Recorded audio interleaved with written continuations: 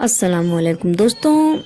مجھے خلافت کا قطعی شوق نہیں ہے۔ یہ حضرت علی شیر خدا رضی اللہ تعالیٰ عنہ فرماتے ہیں۔ اور کیوں فرماتے ہیں آپ؟ اور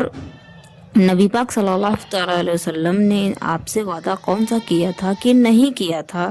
یا نبی کے وصال کے بعد میں کون آپ کے ممبر پر رونق افروز ہوا تھا اور کیوں ہوا تھا؟ نبی پاک صلی اللہ تعالیٰ علیہ وسلم کو سب سے زیادہ جانشین کون تھا؟ اس کے لیے کہ اپنے ممبر پر وہ ان کو رونق افروز کرتے۔ دوستو، اگر آپ کو جاننا ہے تو آپ بنے رہیں لاسٹ تک اس ویڈیو میں، اور اگر آپ نئے ہیں تو میرے چینل کو سبسکرائب کر لیجئے۔ چلیے دوستو، شروع کرتے ہیں کہ مجھے خلافت کا قطعی شوق نہیں ہے۔ یہ حضرت علی شیر خدا رضی اللہ تعالیٰ عنہ فرماتے ہیں۔ ابن عساکر رحمۃ اللہ علیہ کی روایت ہے، حضرت سیدنا امام حسن رضی اللہ تعالیٰ عنہ سے مروی ہے، یعنی کہ یہ حضرت امام حسن رضی اللہ تعالیٰ عنہ کا فرمان ہے۔ آپ نے ہی فرمایا ہے یہ بات کی آپ فرماتے ہیں کہ حضرت سیدنا علی مرتضیٰ رضی اللہ تعالیٰ عنہ کو خلافت کا قطعی شوق نہیں تھا۔ ایک مرتبہ آپ دوران خلافت بصرہ میں تشریف لائے تو ابن القوہ اور حضرت قیس بن عبادہ رضی اللہ تعالیٰ عنہ نے آپ سے دریافت کیا کہ لوگ کہتے ہیں کہ حضور نبی کریم صلی اللہ تعالیٰ علیہ وسلم نے آپ سے وعدہ فرمایا تھا کہ میرے بعد تم خلیفہ ہوگے۔ اس قول میں کہاں تک سچائی ہے؟ دوستوں، یہ خلیفہ یعنی کہ حضور نبی کریم صلی اللہ تعالیٰ علیہ وسلم کے وصال کے بعد، آپ کے دنیا میں نہ ہونے کے بعد آپ کے ممبر پر کون رونق افروز ہوگا، خلافت اس کو ہی کہتے ہیں دوستوں۔ اور حضرت جب آپ سے سوال کیا گیا کہ آپ سے نبی کریم صلی اللہ تعالیٰ علیہ وسلم نے وعدہ فرمایا تھا کہ میرے بعد تم خلیفہ ہوگے، اس قول میں کہاں تک سچائی ہے؟ حضرت سیدنا علی مرتضیٰ رضی اللہ تعالیٰ عنہ نے فرمایا کہ یہ بات قطعی غلط ہے۔ حضور نبی کریم صلی اللہ تعالیٰ علیہ وسلم نے مجھ سے اس قسم کا کوئی وعدہ نہیں کیا تھا، لیکن بہت سارے ایسے لوگ ہیں دوستوں کہ وہ یہ کہتے ہیں کہ حضرت علی سے وعدہ کیا تھا، جبکہ یہ غلط ہے۔ حضرت علی خود فرماتے ہیں کہ اس قسم کا ایسا کوئی بھی وعدہ مجھ سے نبی پاک صلی اللہ تعالیٰ علیہ وسلم نے نہیں کیا تھا۔ اگر حضور نبی کریم صلی اللہ تعالیٰ علیہ وسلم مجھ سے اس قسم کا کوئی وعدہ کرتے، یہ حضرت علی خود فرماتے ہیں کہ اگر اس طرح کا اس قسم کا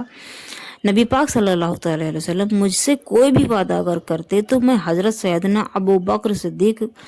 حضرت سیدنا عمر فاروق اور حضرت سیدنا عثمان غنی رضی اللہ تعالیٰ عنہ کو ممبر رسول پر صلی اللہ تعالیٰ علیہ وسلم پر نہ چڑھنے دیتا۔ بالکل در حقیقت ہے کہ اگر نبی پاک خود فرماتے کہ ہاں حضرت علی کے لیے کہ آپ ہوں گے میرے بعد میں ممبر افروز پر رونق افروز، تو آپ کیوں جڑنے دیتے، آپ کیوں جانے دیتے؟ لیکن جب آپ سے نبی پاک نے ایسا کچھ وعدہ کیا ہی نہیں تھا تو آپ خلافت کیوں کرتے؟ کس بات کی خلافت؟ ممبر پر میں چڑھنے ہی نہیں دیتا، یہ حضرت علی کا فرمان ہے، پھر چاہے خواہ اس معاملے میں میرا ساتھ کوئی دیتا یا نہ دیتا۔ آپ فرماتے ہیں کہ پھر چاہے اس معاملے میں میرا ساتھ کوئی دیتا یا نہ دیتا، میں اپنی لڑائی خود سے لڑ لیتا اگر نبی پاک نے مجھ سے وعدہ کیا ہوتا تو۔ حضور نبی کریم صلی اللہ تعالیٰ علیہ وسلم نے بحالت مرض، یعنی کہ جب آپ کا وصال قریب تھا اور آپ تخلیف میں تھے، یعنی کہ آپ کی طبیعت ناساز تھی، تو وصال کے سے پہلے آپ نے فرمایا اور اپنے مرض کے دوران، یعنی کہ جب آپ بیمار تھے اسی دوران نبی پاک صلی اللہ تعالیٰ علیہ وسلم نے اسی دوران فرمایا تھا کہ حضرت سیدنا ابو بکر صدیق رضی اللہ تعالیٰ عنہ کو امام مقرر فرمایا تھا آپ نے، امام، جس سے حضرت سیدنا ابو بکر صدیق رضی اللہ تعالیٰ عنہ کی خلافت کی تصدیق ہوئی، اور حضرت سیدنا ابو بکر صدیق رضی اللہ تعالیٰ عنہ بلا صبح حضور نبی کریم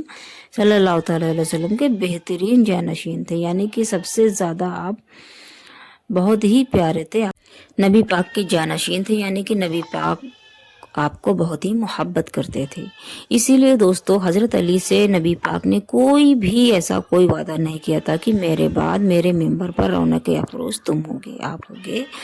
اور دوستو، آپ نے وعدہ نہیں کیا تھا، بلکہ آپ نے اپنے وصال کے پہلے اور اپنے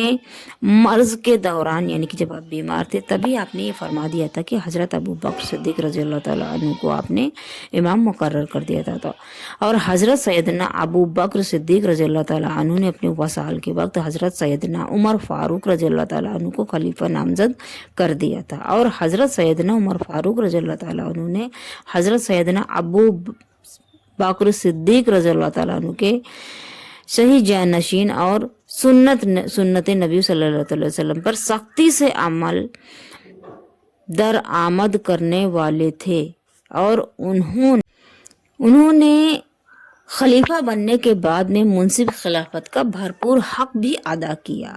حضرت سیدنا عمر فاروق رضی اللہ تعالیٰ عنہ کا جب وقت شہادت قریب آیا تو آپ نے مجھ سمیت، یعنی کہ حضرت علی کے سمیت 6 افراد کو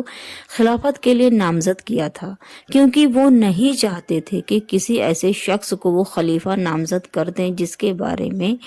انہیں جواب دہ ہونا پڑے،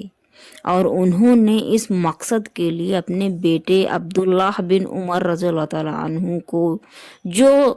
کی خلافت کے بہترین امیدوار ہو سکتے تھے، انہیں منصب خلافت سے باہر کر دیا تھا۔ پھر ہم 6 ارکان کی مجلس منعقد ہوئی، یعنی کہ آپ سب کی میٹنگ ہوئی، جس میں حضرت عبد الرحمن بن عوف رضی اللہ تعالیٰ عنہ نے حضرت سیدنا عثمان غنی رضی اللہ تعالیٰ عنہ کے دست حق پر بیعت کر لی، اور پھر میں نے بھی حضرت سیدنا عثمان غنی رضی اللہ تعالیٰ عنہ کے دست پر بیعت کر لی، اور میرے جو حقوق تھے وہ میں نے ادا کرنے کی بھرپور کوشش بھی کی، اور ان کی قیادت میں جنگیں لڑی، ان کے احتیاط کو قبول کیا، اور مجرموں کو شرعاً سزائیں بھی دی۔ یعنی کہ حضرت علی کا فرمان ہے، آپ فرماتے ہیں کہ جب حضرت سیدنا عثمان غنی رضی اللہ تعالیٰ عنہ کے دست حق پر میں نے بیعت کی تو میں نے پورے حق ادا کیے، اور پورے حق ادا کرنے کی بھرپور کوشش بھی کی۔ ان کی قیادت اور ان کی جو بھی باتیں تھیں میں نے ان کو قبول کیا، اور مجرموں کو سزا دی، جنگیں لڑیں، اور شرعاً مجرموں کو سزائیں بھی دی۔ میں نے پوری کوشش کی تھی یہ حق ادا کرنے کی۔ دوستو، تو یہ چیز جو لوگ سوچتے ہیں کہ نبی پاک کے بعد میں، نبی پاک نے پہلے ہی حضرت علی سے وعدہ کر لیا تھا کہ آپ کے بعد میں آپ کے منبر پر آپ رونق افروز ہوں گے، یعنی کہ حضرت علی رونق افروز ہوں گے۔ یہ بالکل غلط بات ہے، یہ حضرت علی کا خود فرمان ہے، آپ خود فرماتے ہیں کہ ایسا وعدہ نبی پاک نے بالکل نہیں کیا تھا۔ تو دوستو، کوئی بھی بات سننے سے پہلے اس کو جان لیں، کیونکہ اسلام میں اپنے آپ سے کچھ بھی ایجاد نہیں ہوتا ہے۔ جو اللہ اور ان کے رسول نے فرما دیا ہے وہی حق ہے، وہی سچ ہے، اور اسی کو ماننا لازمی ہے، اور حق ہے اس کو ماننا، اور جو اس سے انکار کرے گا وہ کافر ہے، اور کافر کو سزا بہت زیادہ ملتی ہیں، بروز حشر اس کو جہنم میں داخل کرے گا اللہ رب العزت۔ اس لیے آپ اللہ اور ان کے رسول نے جو فرمایا ہے ان کی باتیں سنیں، اور اسلام کے بتائے ہوئے راستے پر چلیں، نہ کہ فالتو کے لوگوں کی بات۔ اور دوستو، اگر آپ کو میری ویڈیو پسند آئی ہو تو میرے چینل کو سبسکرائب کر لیں، میری ویڈیوز کو لائک، شیئر اور کمنٹس کر لیں، اور اگر کوئی بھی سوال آپ کو اسلام کے ریلیٹیو یا تو اس ویڈیو کے ریلیٹیو کرنا ہے تو آپ کمنٹس باکس میں پوچھ سکتے ہیں دوستو، جس کا جواب انشاءاللہ میں آپ کو ضرور بتاؤں گی۔ اور دوستو، آپ اپنے حق اور ایمان پر ہمیشہ برقرار رہیں۔